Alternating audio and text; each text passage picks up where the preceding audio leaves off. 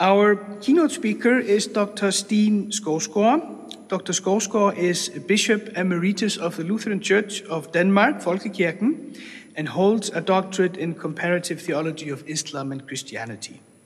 His doctoral thesis, defended in 2002, is entitled Mellem frygt og glæde, om dommedag i islam og kristendom.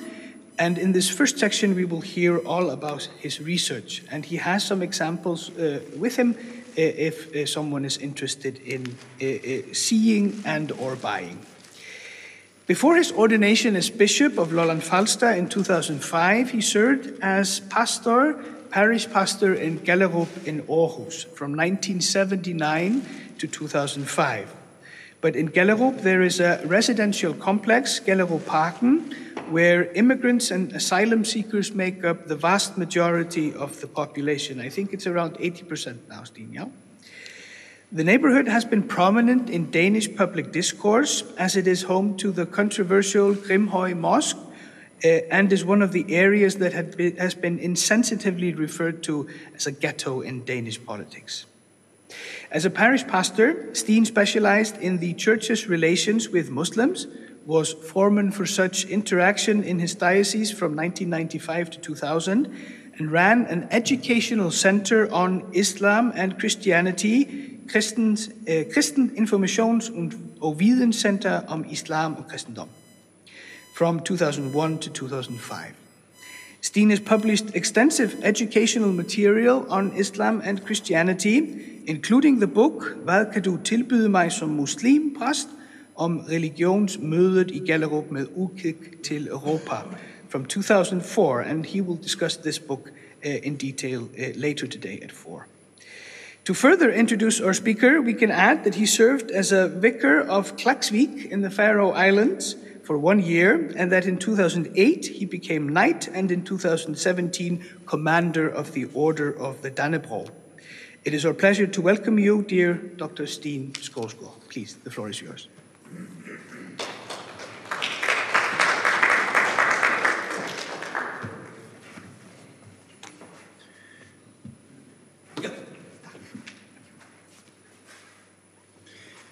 Thank you very much, Sigurd, for this presentation and your good words and expectations for this lecture, which I have been looking forward to very much. And it's a great honor for me also to be here. And I hope I can give you some inspiration, both from my studies and from my experience as a pastor in Gellerup. You have already made the presentation, but I will also say a little to my own presentation, which I have prepared here. In this Gellerup Church in Brabrand, I was a pastor for 26 years, from 1979 to 2005, and then in 2005 to 17, I was a bishop in the Diocese of Lolland Falster. And then finally I made my PhD dissertation and finished in 2022.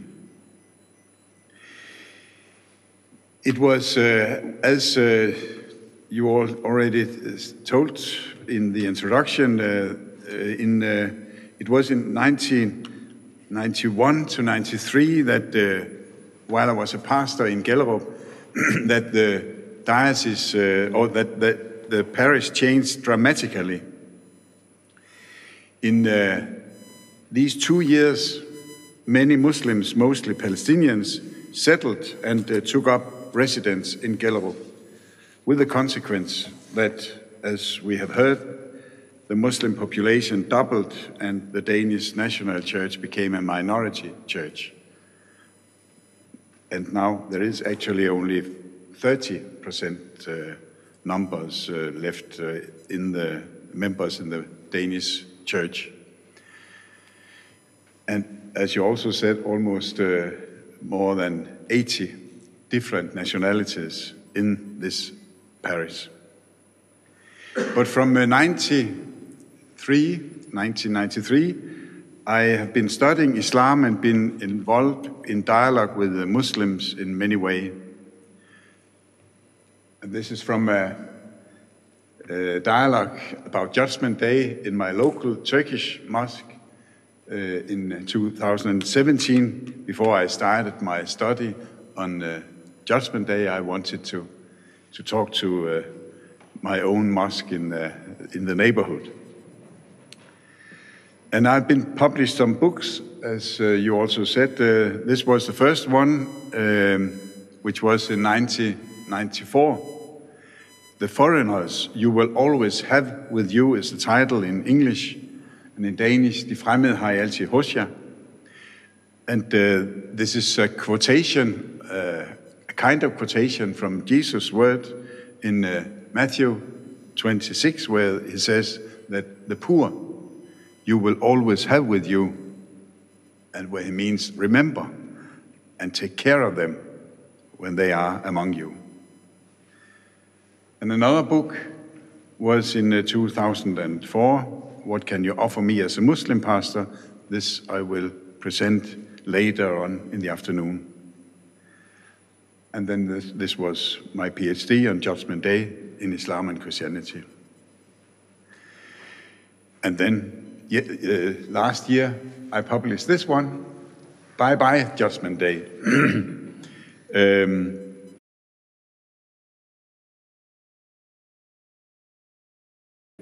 A big difference between being God's servants and God's children. And after this short dialogue, I cannot read Luke 17 anymore without thinking of this exchange of views. In Luke 17:10, Jesus says, "So you also, when you have done everything you were told to do, should say, 'We are unworthy servants. We have only done our duty.'" I now read this text as if Jesus says, when you have done everything you were told to do, you are a Muslim. A Muslim is supposed to do God's will. You can do nothing in order to be a child. A child is born. I become a child and exist because another person have loved and born me. This is Christianity. I'm saved, I'm God's child because of God and His salvation in Jesus Christ, not because of me or what I have done. According to salvation, I can do nothing. Another Christian-Muslim dialogue shows this difference very clear. This is told by the former and unfortunately late Bishop Niels Henrik Arndt in his book, God is Great. He refers to a dialogue between a Christian bishop and a Muslim about salvation. How do you get saved was the topic. But they couldn't quite come to an understanding. And then the bishop said, "Listen to me. I'll tell you a story which may explain to you how a person gets saved according to my Christian faith. A man fell into a big river and was about to drown. Another man saw him, and he jumped into the water, swam to the lost person, took care of him, helped him, and rescued him onto the riverbank. But he himself got lost and drowned." The Muslim replied, "Well, I think I know what you mean. I know the story. You'll tell me about Jesus, whom God has sent as a savior, and he was crucified and died. I know this story.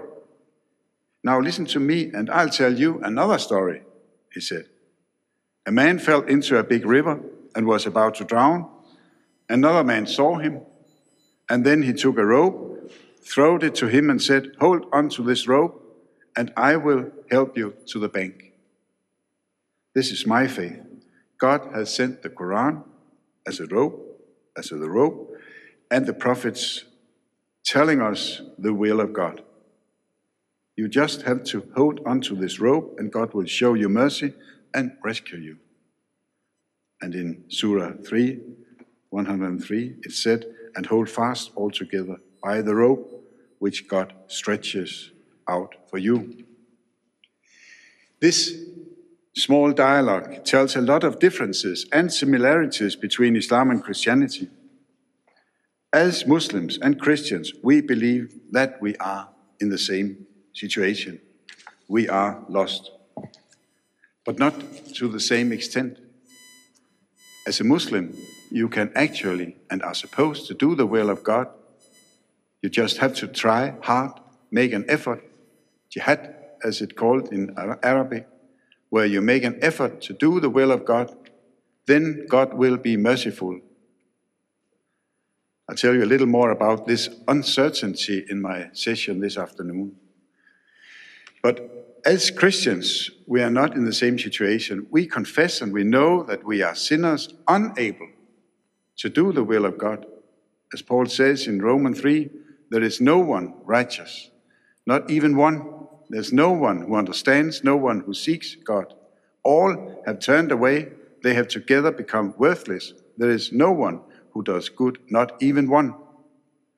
Therefore, it is not enough, it is impossible for us to stick to a rope in order to rescue us.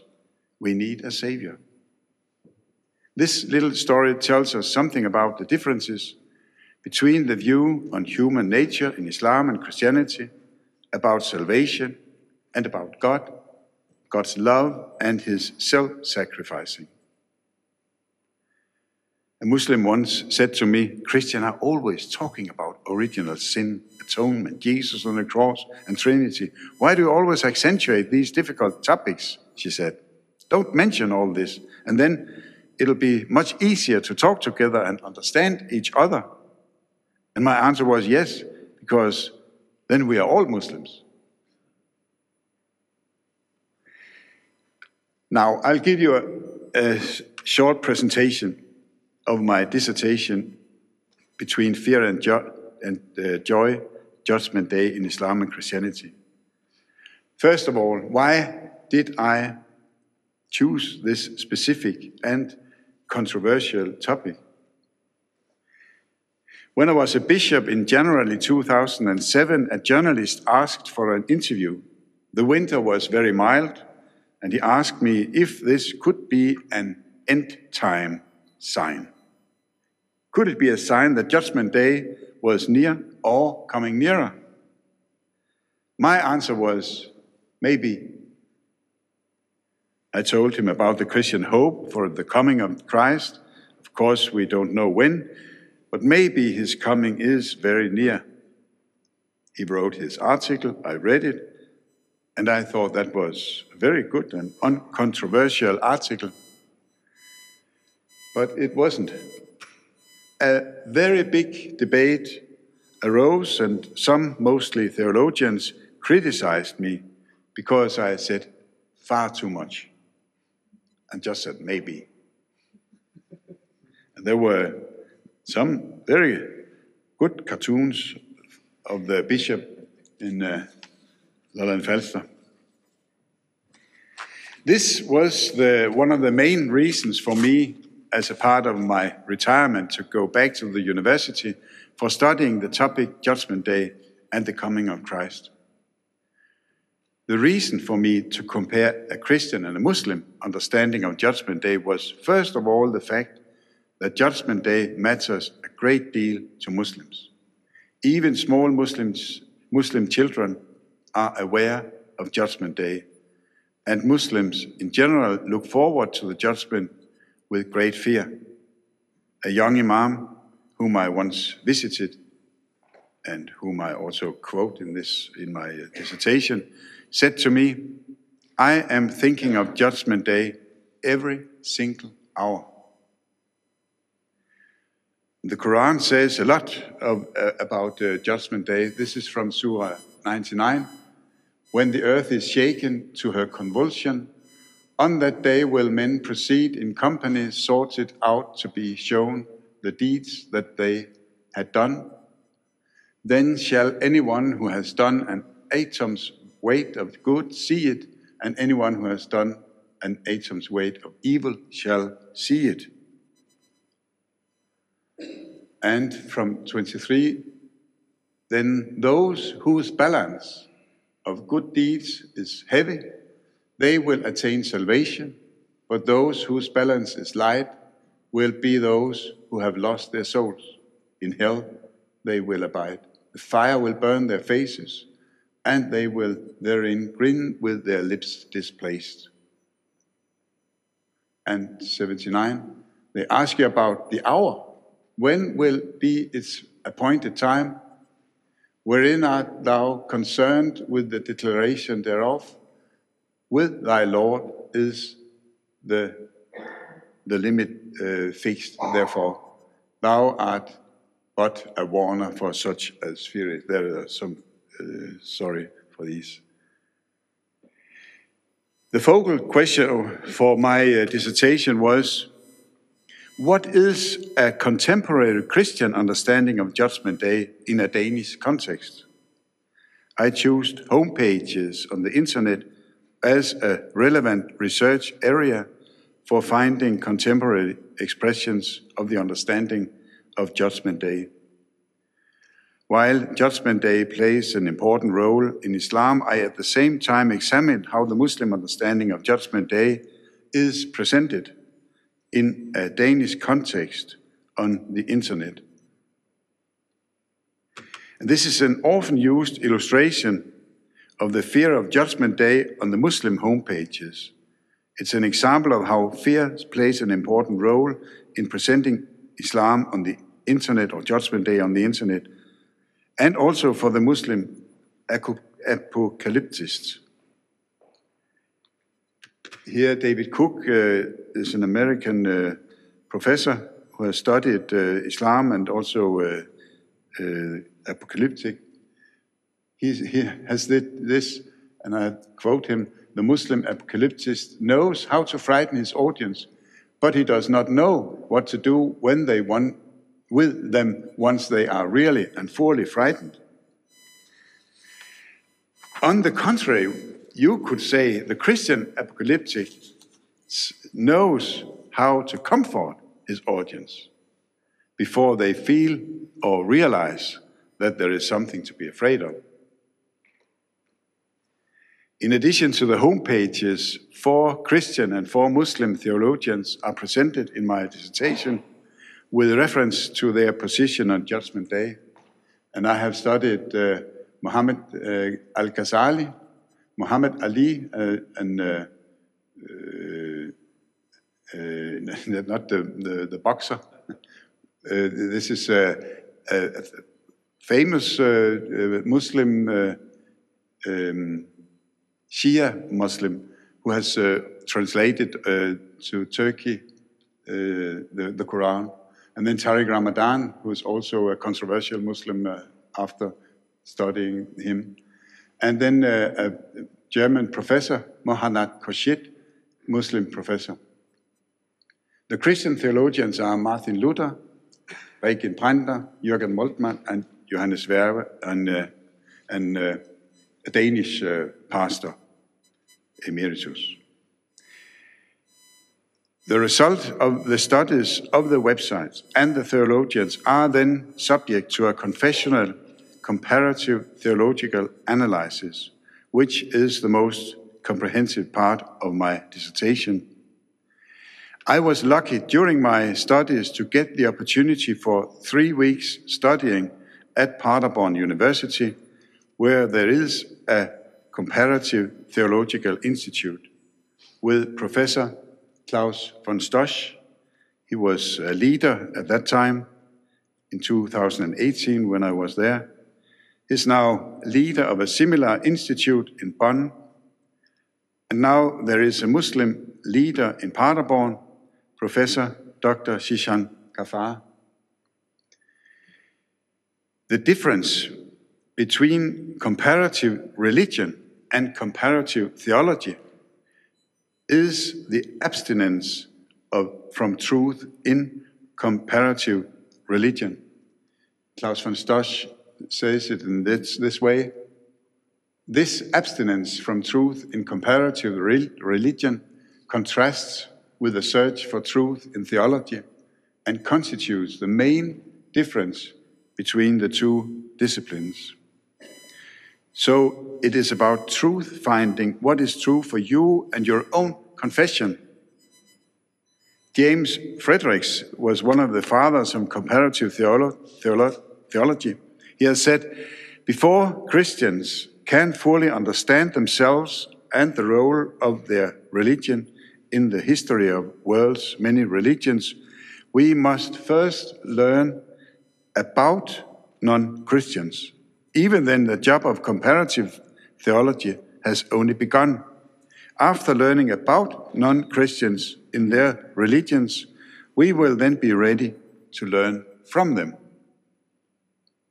So my analysis in the dissertation is based on this new comparative theological method, described among others by Professor Catherine Cornell, Boston, in her book from 2020, Meaning and Method in Comparative Theology. Cornell lines up 6 so-called types of learning of the confessional comparative theological method.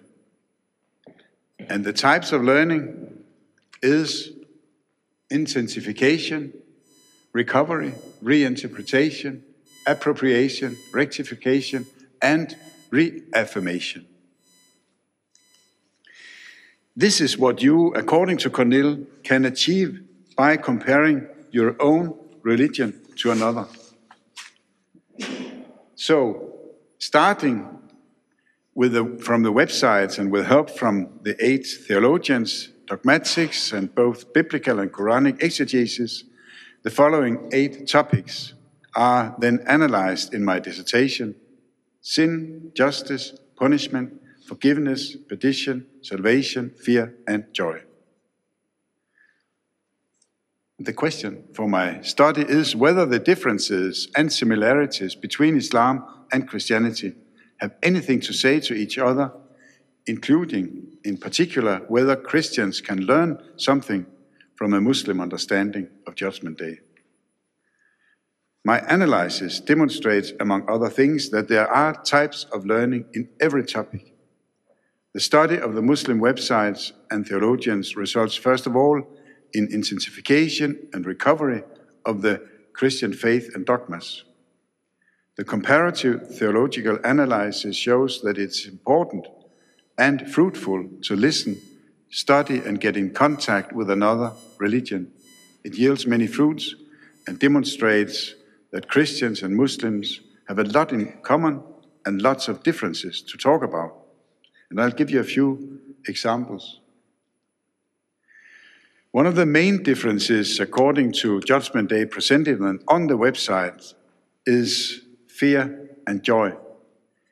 In Islam, as I told you, Judgment Day is presented mostly as a terrible day, where man is standing naked, alone, and defenseless before God on Judgment Day. The Christians, on the other hand, first of all look forward to Judgment Day with joy because of Jesus Christ, the Savior from the judgment. Ratzinger puts it in this way in his book on eschatology. The judge who is to come is confronted with the Savior who has already come. The believer holds up the mirror of the Savior to the face of the judge. On the websites, and in general, Muslims are very much concerned about piety or fear of God, whereas the Christians on the websites do not mention fear of God at all. Although one must admit that it is also an important aspect in the Bible. In fact, a count shows that fear of God occurs 300 times in the Bible and 300 times in the Quran. According to the topic between fear and joy, it shows that Christians are challenged by the fear of God from Muslims.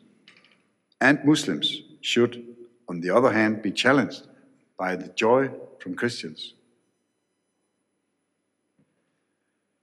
As Christians, we can also learn the meaning and importance of fearing God from the Muslim theologian Ghazali, who has said this: he who fears a thing flees away from it. He who fears God flees to him.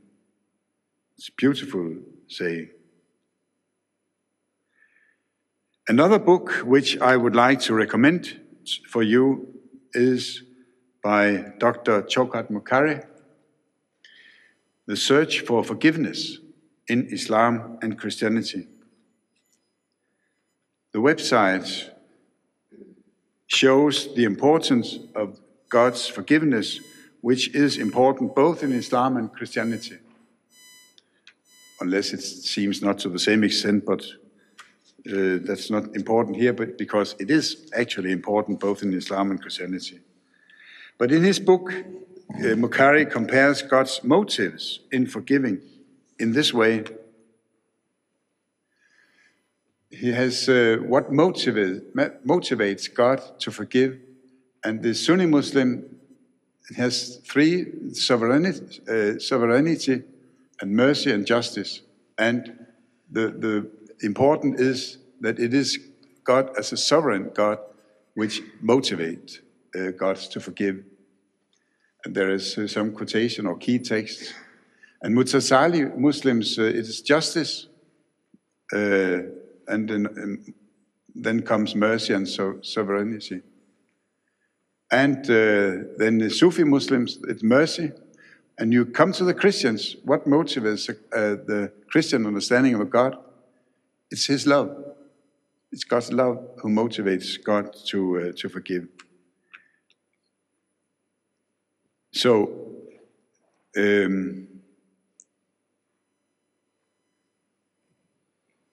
there is also another difference which I would like to, the difference between sin and punishment when you compare the websites. Sin is mentioned much more on the Christian websites, and punishment has far greater weight in the Muslim websites than on the Christian ones. But another difference which I'd like to highlight in this question of certainty of salvation. In 1 John, you may know the word, I write these things to you who believe in the name of the Son of God, so that you may know that you have eternal life. This certainty is unique, and this certainty is very difficult to find in Islam. You can hope for God's forgiveness, but you don't know when it comes to Judgment Day. Because are you sure, or will God really forgive you? There is a quotation from the Quran here: turn to God with sincere repentance in the hope that your Lord will remove from you your ills. But any that in this life had repented, believed, and worked righteousness will have hopes to be among those who achieve salvation. The Danish missionary Jens Christensen has said in his book, this remark seems to me to epitomize the whole of Islam. No man from Muhammad himself right down to the lowest aboriginal Muslim would ever presume to know or dare to predict what if will mean for him.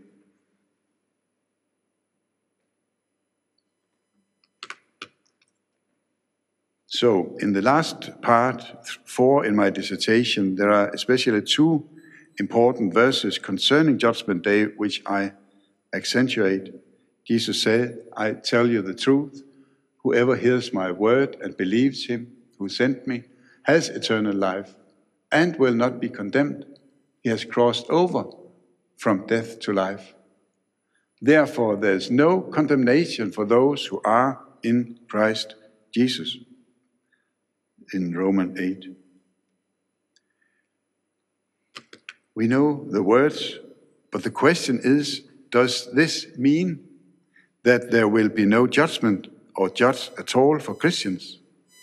A Muslim objection will be, as the Danish Muslim Navid Baik said to me when I was talking to him some years ago, this will remove the seriousness and the binding responsibility for what you are saying and doing if there are no judgment.